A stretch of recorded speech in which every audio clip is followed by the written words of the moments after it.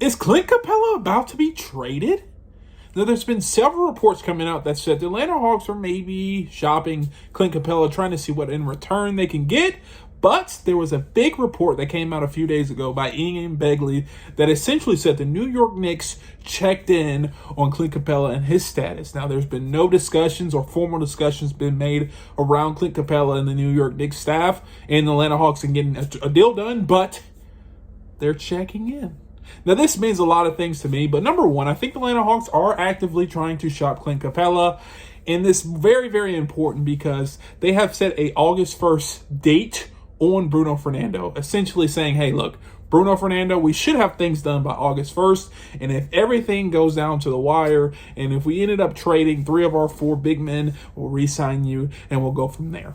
Now, in this video, I'm going to tell you a potential trade idea in regards to the New York Knicks and Clint Capela and why I think this will happen, and also what needs to happen for Clint Capela to go to the New York Knicks. Now, number one thing I would say is the New York Knicks don't really have a lot of trade assets.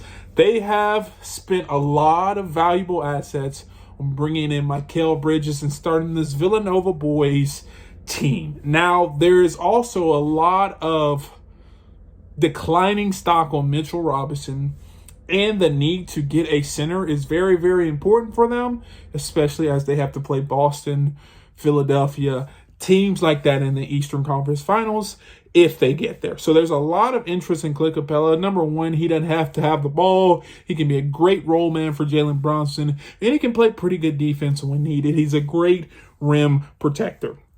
Now, like I said, the New York Knicks don't really have that many assets. And in order to make this deal work, just from a monetary strategy, because Clint Capela is due $22 million, but he's an expiring contract, the New York Knicks need to trade Julius Randle.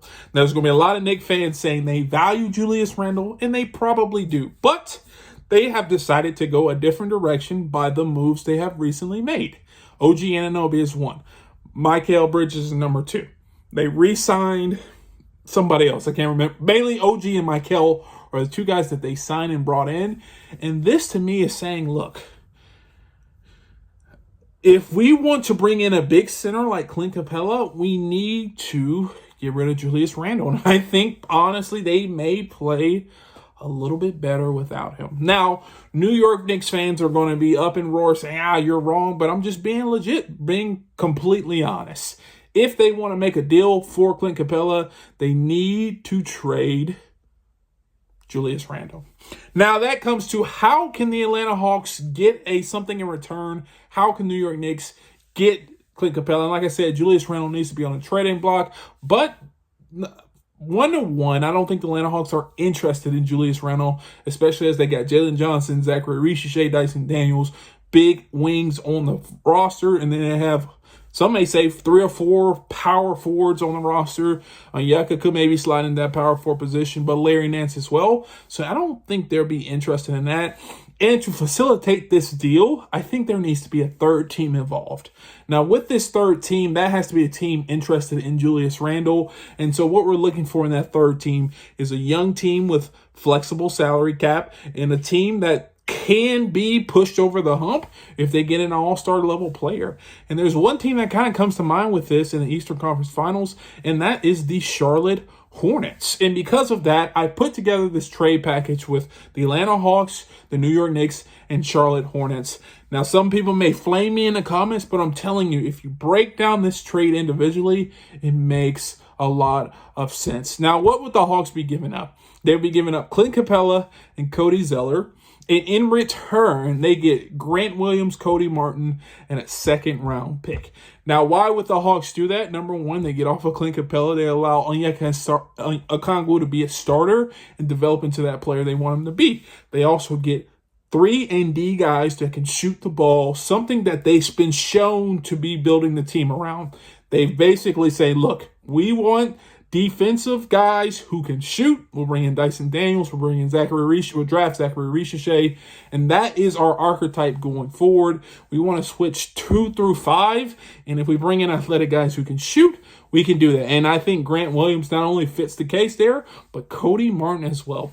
Also, you get a second-round pick to, make the deal go through.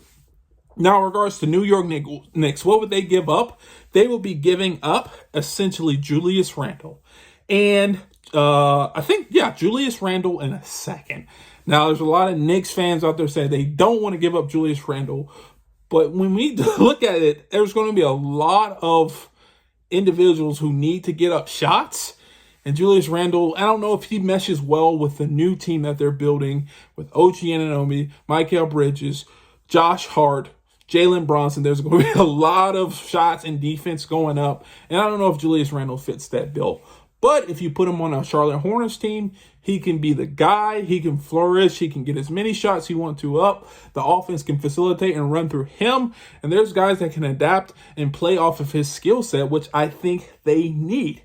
Now, the Knicks in return would get, essentially giving up Julius Randle. They would get Clint Capela, which some may say is a first-round pick kind of player, but they really want. They would get Trey Mann, a defensive guard, and then they would get a first-rounder and a second-rounder. So they get a first-round pick, a second-round pick, Clint Capela, and Trey Mann to give up Julius Randle, a guy that they say is probably has 1 foot out the door anyway.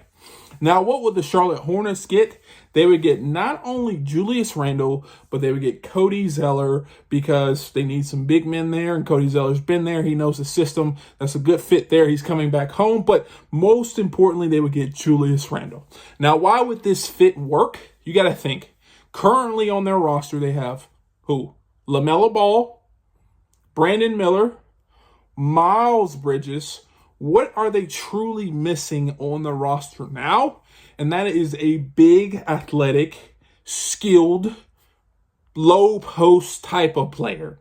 And I think if they bring in another all-star to complement LaMelo Ball as well as Brandon Miller, I think this would be a very, very, very, very, very good lineup. Imagine this lineup. You can have Melo Ball playing the 1. You can have Brandon Miller playing the 2 because he's skilled enough to play the 2. You can have Miles Bridges playing the 3. You can play Julius Randle playing the 4. And then you can sub that 5. You're talking about a very big, athletic starting 5 who you have all-star caliber potential, but also you have people in every phase of the game that can make plays and create their own shot. And I think this will propel the Charlotte Hornets into that next realm where they're trying to get maybe a playoff spot, maybe that 7th or 8th position in the playoffs.